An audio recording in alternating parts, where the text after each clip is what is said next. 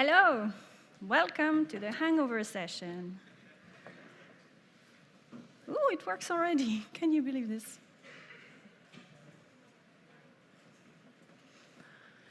Hi, I want to start by asking you a question.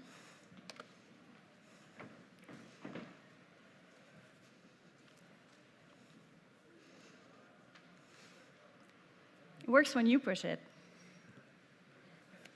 Why do tennis players miss their serve? That was a question that was put to me a few years ago when we were watching Roland Garros with a friend.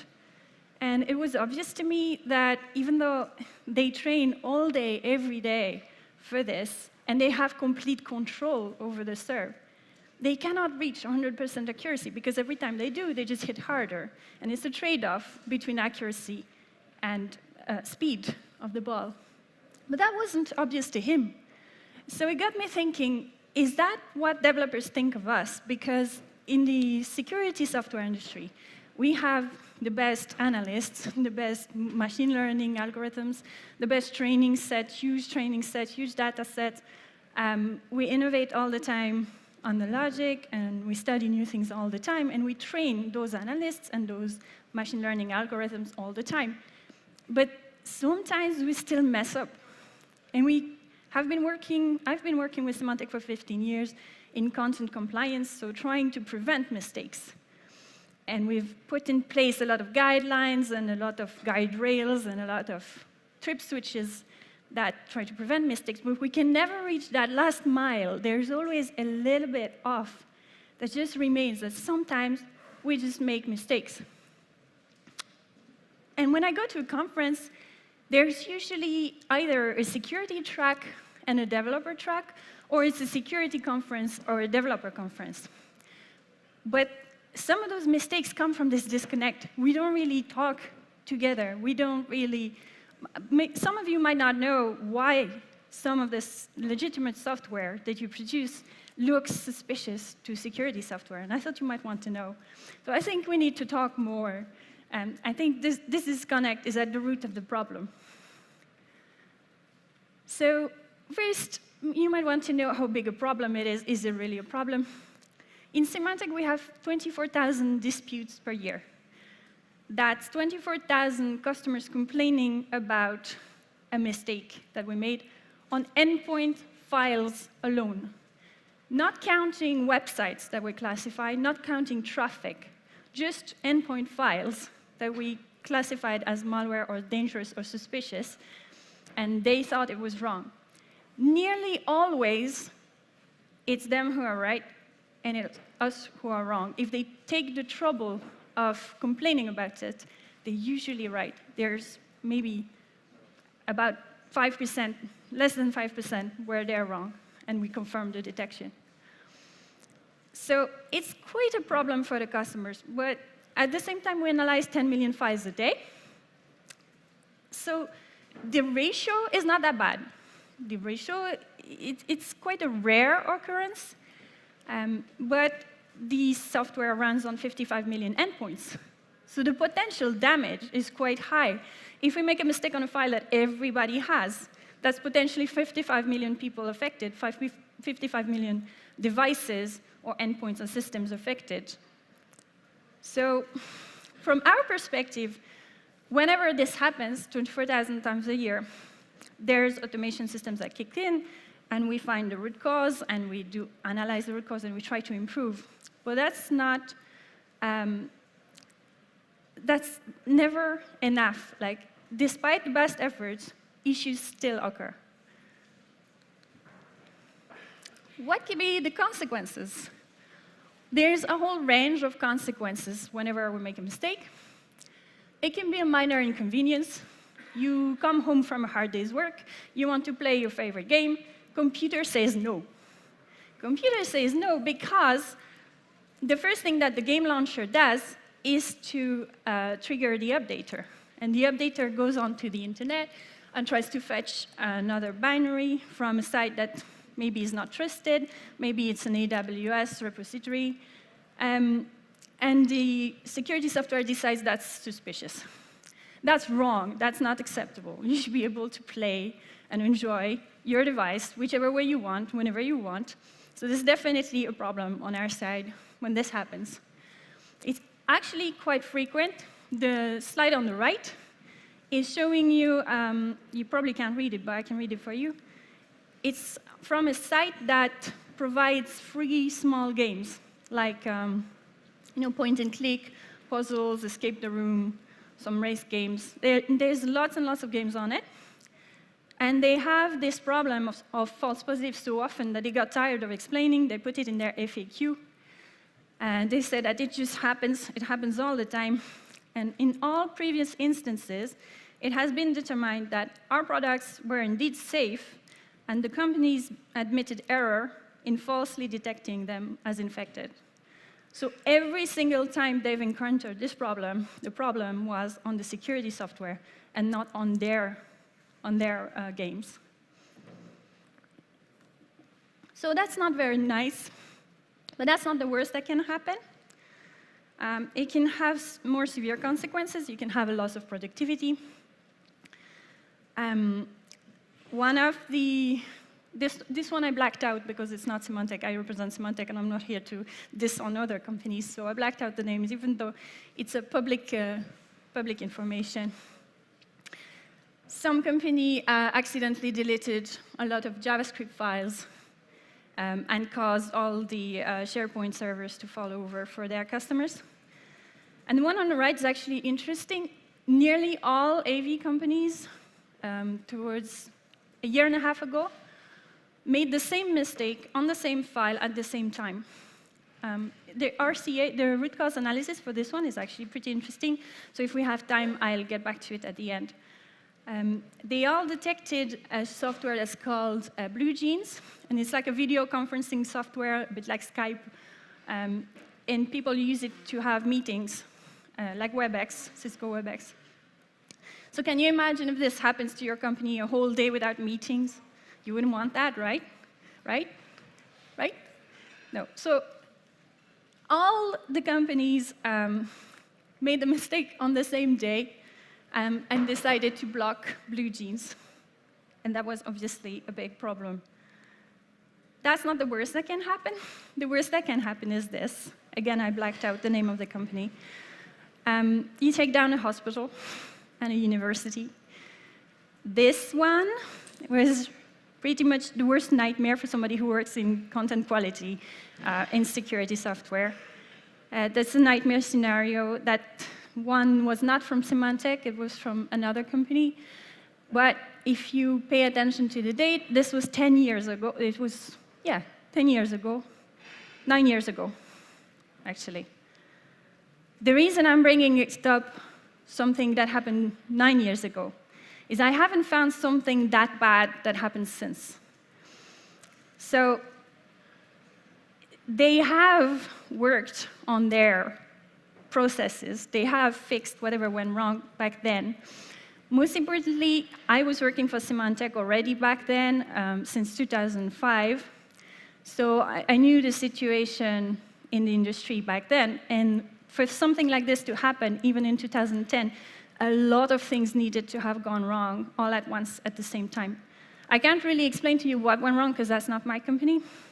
But even back then, that would have been a really, really rare occurrence. And the fact that it hasn't happened since would mean that the QA procedures and the verification procedures and the trip switches they have in place have been working properly since. I don't think it's possible to do something that bad nowadays.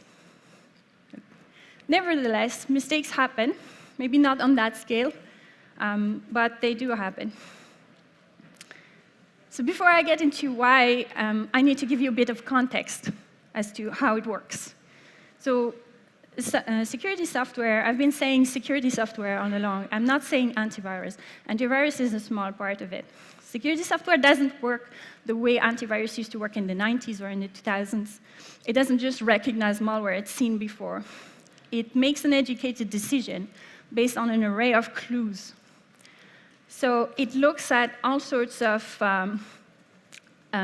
aspects of what it's looking at. If it's analyzing traffic, looks where to where from. If it's analyzing a website, it looks who it's registered to. If other websites have been registered to the same registrar, if any malware has ever been downloaded from such a website, things like that. And then it weighs the pros and cons and decides whether it's safe or not to allow this. So same thing on the endpoint. It's looking, is the software trying to hide itself? Is it rare? Is it something everybody uses? Has it been there a long time? As well as what it does, as well as what strings are in it. And it uses all kinds of information it can find, contextual information, to make a decision. So problems obviously happen when your software falls in the middle. There are reasons why sometimes there are aspects of the software that drag it towards the red zone, and your software lands in the middle, and this antivirus software cannot really make an educated decision either way, and it reverts to policy. But most of the AFPs happen when your software ends up in the corner, in the bottom left corner. There's not enough information.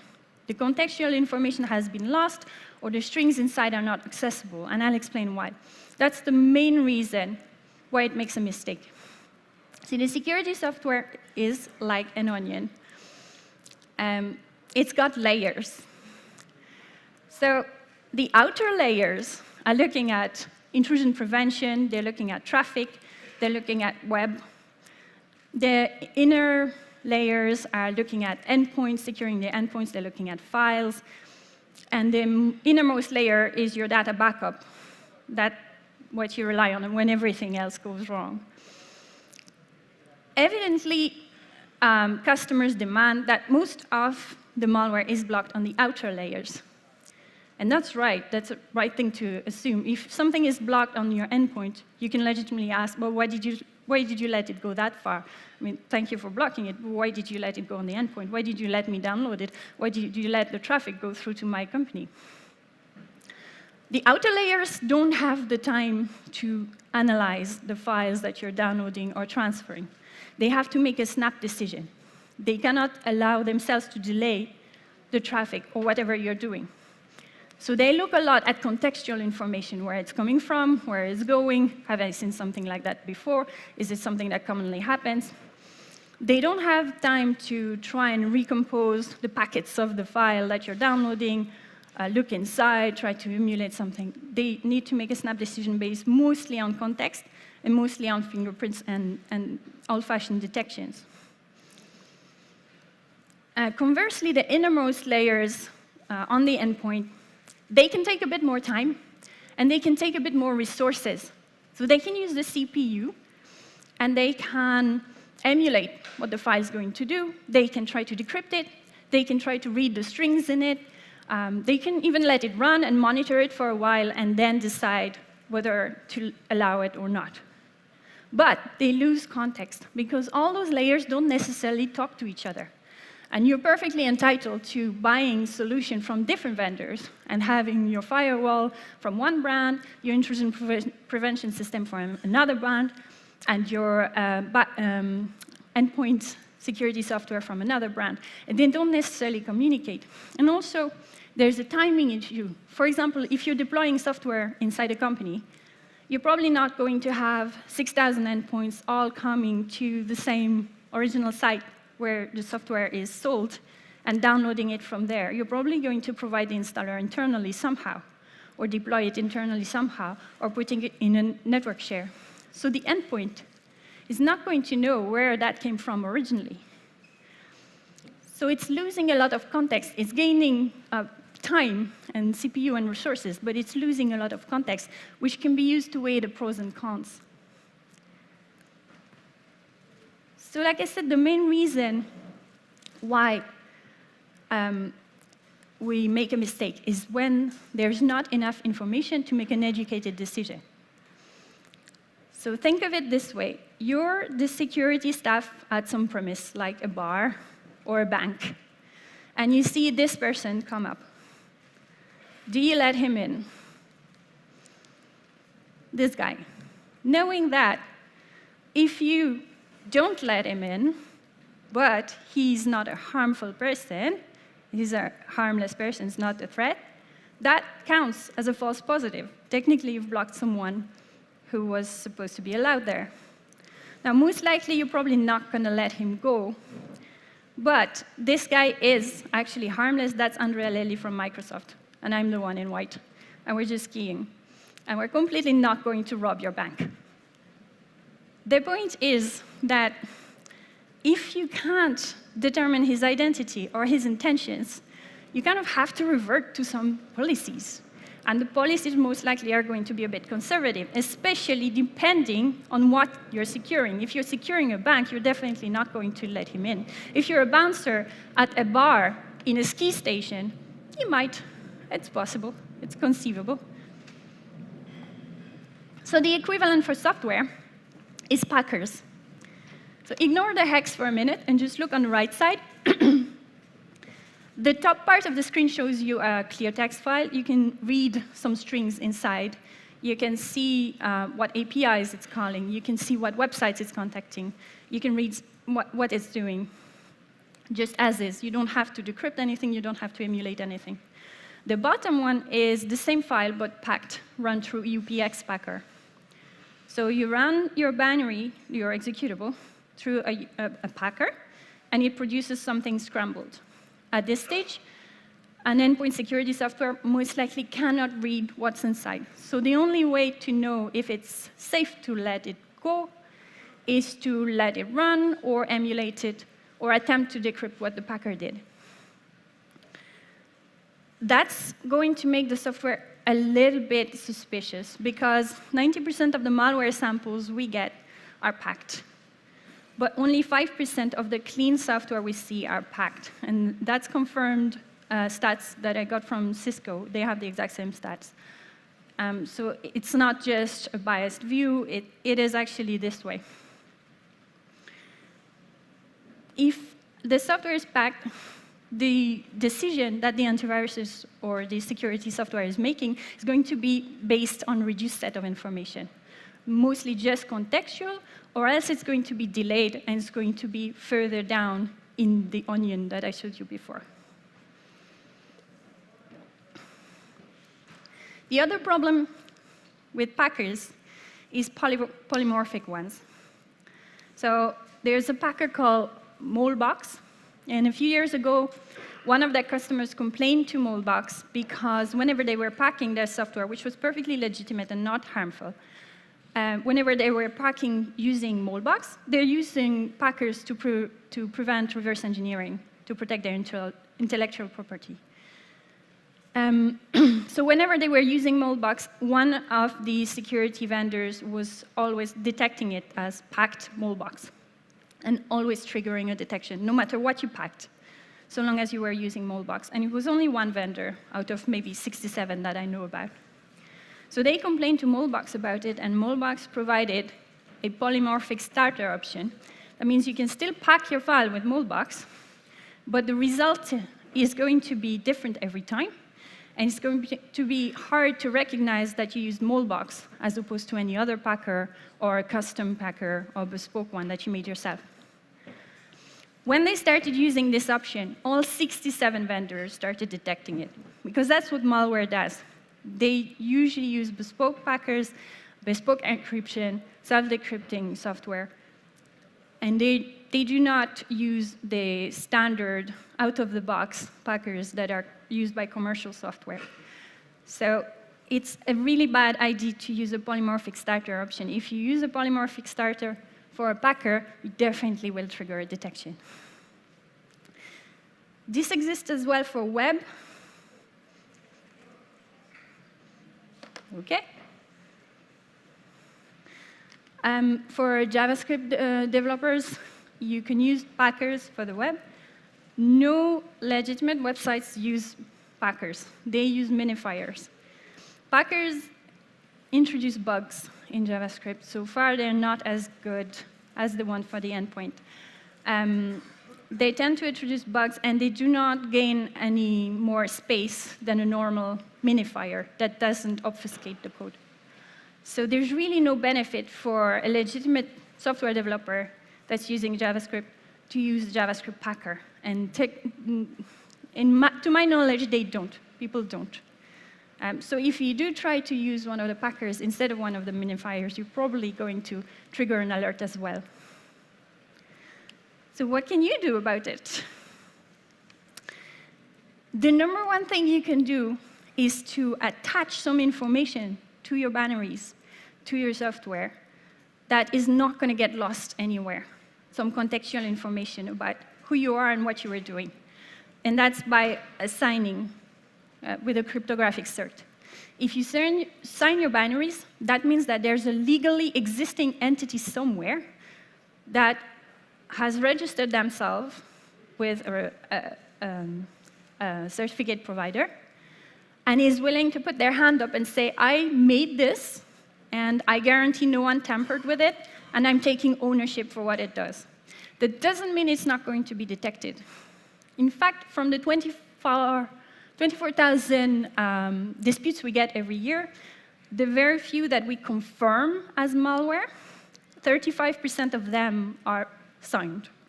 So that doesn't block this security software from doing its job, but it does attach a piece of information that cannot be tampered with that says where the software came from and what it's supposed to be. So it's really valuable context information.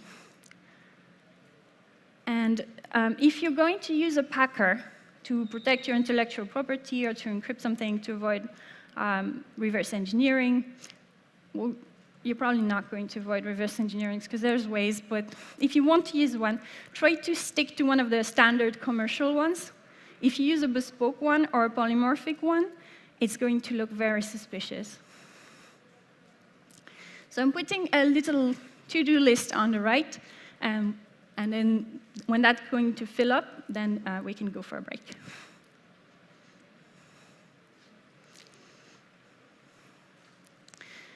OK, let's wake you up. Pop quiz. Show of hand. You are the security software on a mobile device, and you see a new app that can track the device, geolocation. It can lock it. It can prevent a factory reset, and it can demand a passcode in order to let you use the device again. It won't let you use the device until you provide a certain passcode. Raise your hand if you block it.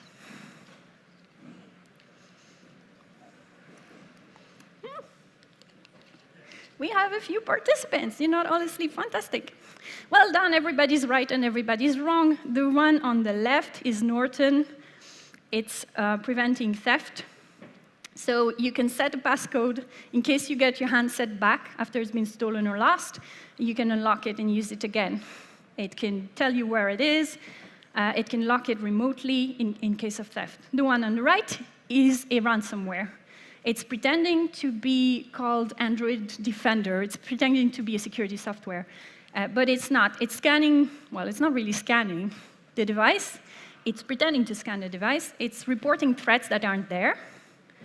And it's demanding payment in order to remove them. But they're not there anyway. So it won't let you use the device again, and it won't move away from that screen until you pay them $100 for a license, and you have to enter the key that they give you by phone. So that's qualifying as a ransomware. So the way the endpoint security software works is by looking at behavior, right? It looks, does this do anything harmful? The thing is, it's really easy to find out the behavior.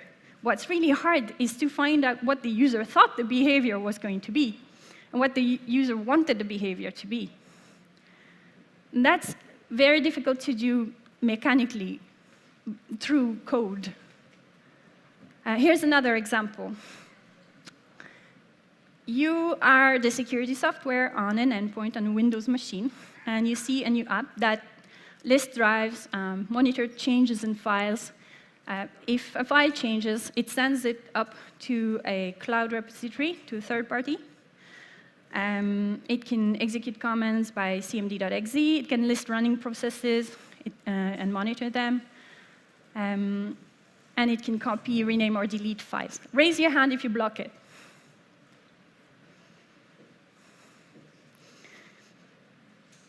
Well done, 3 of you. How about now? You can't just rely on the icons. Obviously, malware is going to use famous icons. This is the write-up from Backdoor NubPub. I took it off our website. I just copied and pasted it. This is the behavior of Backdoor NubPub. There's nothing particularly interesting in Backdoor NubPub. I just took the first one in the list when I was writing the slide. The point is, the behavior is not always the problem. It's the intent of the software and the intent of the user. When they don't match, that's the problem. There's no difference between a spyware that's going to send all your data to a third party, reroute all your traffic to a spy, and a proxy that's going to do that because you want it to. There's no difference between backup software and spyware that's just stealing all your file. It's just, do you want this to happen? So think of it like you're coming home tonight, and you see a mover's truck parked in your neighbor's driveway, and they're taking away all the furniture. Would you find it suspicious? Would you call for security? Would you try and find your neighbor and check what's going on? Would you find this normal? I mean, they're wearing yellow vests. They're in broad daylight. Is this okay? So it turns out that this scenario is quite common everywhere on Earth. It happens in Texas. It happens in Mumbai. It happens in Le Havre. It happens in Arizona all the time. They pose as movers, and they take away all your stuff. It's the same for backup software. It's the same for security software. Malware poses as a proxy, poses as a game, but instead, it's doing something that you didn't expect it to do. So if you're making legitimate software, like a proxy, or security software, or backup software, how do you not look suspicious to the security software? What you can do is definitely act in broad daylight. As we saw, it doesn't mean that it's always legitimate, but have transparency. So sign all the binaries. Again, if some legitimate entity that exists legally is willing to put their hand up and say, I did this, it's probably more likely to be OK. If the backup software is signed by Google, it's probably Google Drive. So it's a really useful piece of information. Have a clear EULA. That's one way we can mechanically determine what the person was expecting the software to do. We read them. Not everybody reads them, but we read them, and our algorithms read them. So if you describe very clearly what it's doing and why, it's going to help. And the third thing is, don't use too many stealth techniques. It's nice to be unobtrusive.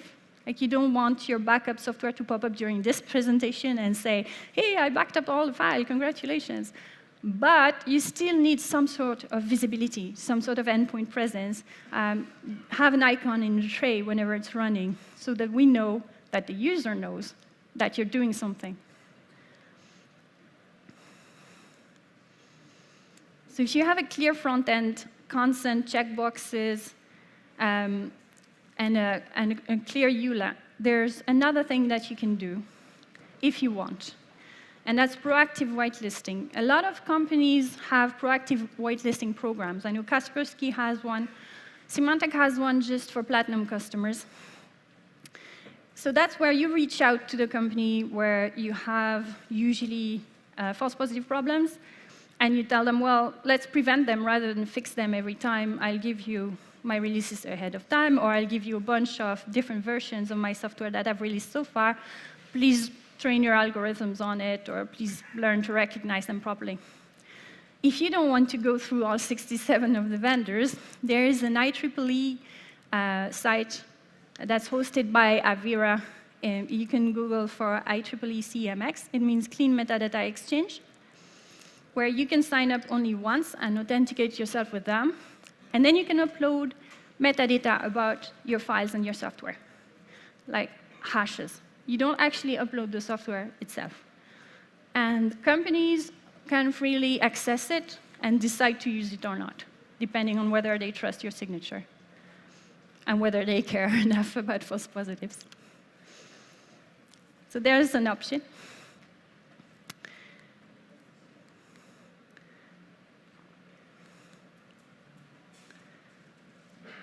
let's look at another issue.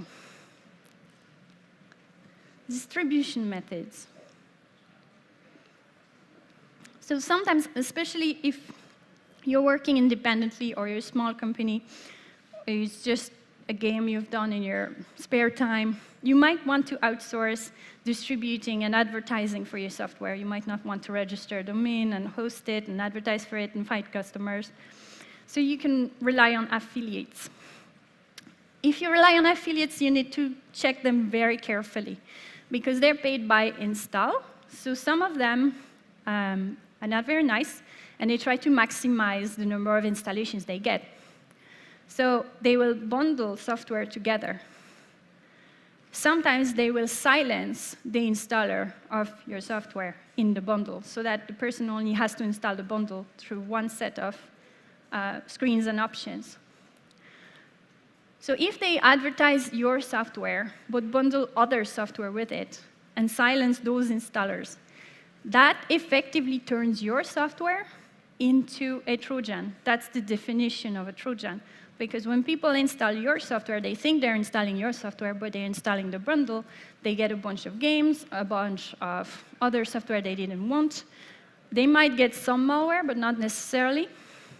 The point is, when they try to install your software, they get other things. That means it's a Trojan. So it will be detected. If, on the contrary, they advertise another software, like another game that's really popular, and they silence your software installer and bundle it with it, that turns your software into a potentially unwanted application. Some call it potentially unwanted program, PUP or PUA. If enough people call us to complain about your software, about the fact that it came onto their computer without their knowledge, without their consent, we have to issue a PUA detection. That's how the PUAs are defined. People didn't want this to happen. And it looks to them as if it's persistent, because even though your software is not doing anything harmful and it has an uninstaller, they can uninstall it, whenever they try to update the game, it comes back again. So it looks to them as if it's persisting through an uninstall. So it looks like malware to them, and it looks like PUAs to us. So that's not actually a false positives. That's the software equivalent of hanging out with a bad crowd. So you can be the harmless rabbit in the middle, but you're probably going to be labeled the same way. Bundling is something that is considered bad practice, especially when it's not clearly labeled and that consent is not obvious. So if you try the default install for this app, and you just let it run through with Express install, it's going to install two things. If you choose custom install, then you get to see that it's going to install two things, and you get to disable it or consent. The fact that it's hidden by default means that this is going to be detected by security software. If you bundle things together and it's not clearly labeled, it's bad practice. People hate it. It's really bad PR. It always comes into the news. Everybody complains about it. Google calls it more aggressive than malware. People create tutorials on how to get rid of the bundles. They just hate it. So there's really no benefit in doing it. Unless you're an affiliate program company and you're paid by installation, then you get more money. Another bad practice is double prompt. There's many different bad practices that will lead to a PUA detection. So you ask the person, do you want my bundle? And the person says, no, I just want the original software. And then you ask them again and again. That's not good. That's going to make it detected as well. That's considered bad practice. And there's a whole list of them. You can find the list on appesteam.com. I'll get back to this later. There's about 150 different ways of triggering PUA detection that everybody agrees on.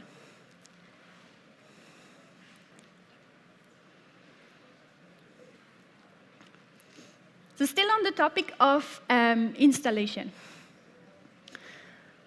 About 2 years ago, we found a legitimate software that gets installed by clicking a link on a website, and then it gets downloaded to the browser temp folder, self-extracts from there, and deploys from there.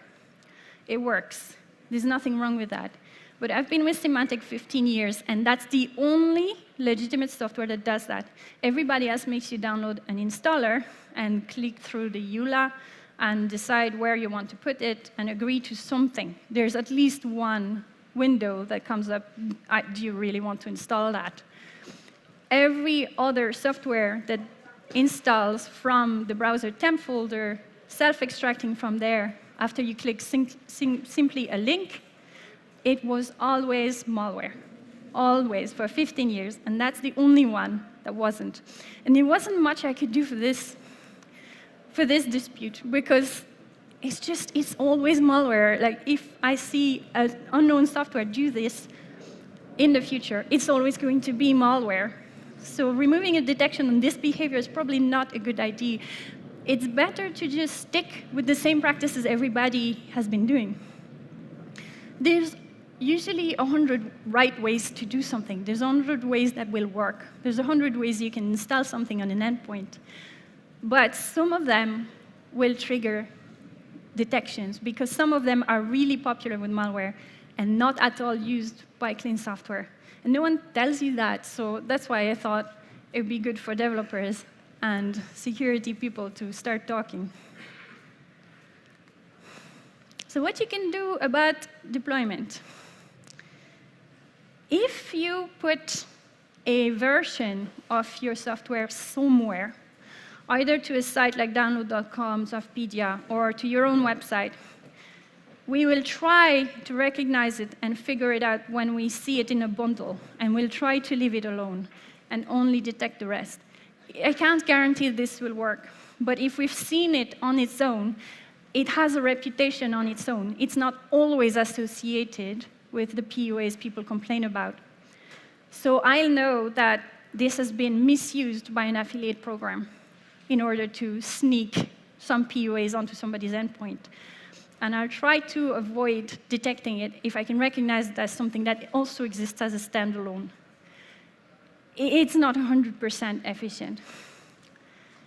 What you can do is go to appesteam.com and get certified. That avoids the POA detection. They check 150 criteria of best practices, and they make sure that you don't do anything like double prompt or bundling or any of those other criteria. If you don't want to pay for the certification, you can check their website for those criteria and just respect them anyway. If you respect them anyway, that's going to have pretty much this similar effect.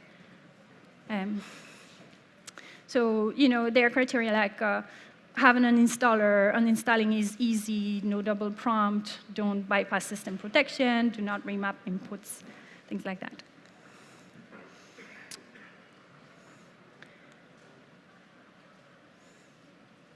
And the last main cause of false positives or detections of software that didn't mean to be harmful, bugs. This is my favorite internal ticket. It is a little dated. It's a false positive dispute from a very well-known, prominent hardware company that produces certain types of laptops. And they come with certain software installed and an uninstaller for them. The uninstaller contains a file that can be run to kill a process in order for the uninstaller to run.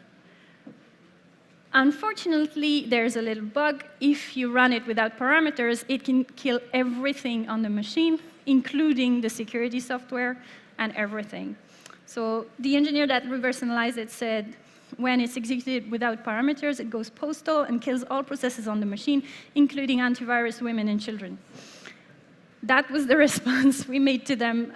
We are writing in relation to your submission. We're going to keep detecting this. It's not OK to have this on our customers' endpoints. It can be considered a threat. I know you didn't mean any harm, but it's just too risky to have on an endpoint that is secured by our software. Here's another example. This one's public, so I can actually not obfuscate the guilty party. This one's from HP, I think it was end of 2017. They accidentally released an audio driver that was compiled in debug mode. Unfortunately, in debug mode, they were logging keystrokes for some reason to a clear text file that ends up on the endpoint. There was absolutely no malicious intent. So remember, I was trying to determine behavior versus intent, and intent was really hard. There was no malicious intent at all. They don't do anything with this, but it does log to a text file all your keystrokes, all your passwords, all your credit card numbers, all the emails that you've typed, and that's an openly readable file. So they did not dispute that. All these software vendors in the world detect this version of this file, and they released an updated version compiled properly within hours. They were very responsive. So that's not a false positives. Okay, one more thing I want to bring up. It's corrupt documents. There's a joke by Bill Samp that I like because I started in QA. QA engineer walks into a bar, orders a beer, orders 0 beers, orders 999,999,000 beers, orders -1 beers, orders a lizard. Okay, it's funny. Why do they do that? QA engineers do that because they know that your software might behave unexpectedly when it's provided unexpected input. And attackers know that too. So a lot of the time, when unexpected input, corrupt input, strange-looking input, invalid input is provided, it's because someone is trying to trigger an exploit. Conversely, if you have a file in your bundle or in your endpoint that is corrupt, that is looking dodgy, for which the header is a little bit off, or you made a mistake in the compilation, or during transfer, something went wrong, and one of the documents, like the user manual, got a little bit corrupt. It still kind of works, but it's odd. It's going to be detected. And same thing when a user tries to download your software, and their download crashes, and they don't notice. And they end up with a corrupt version.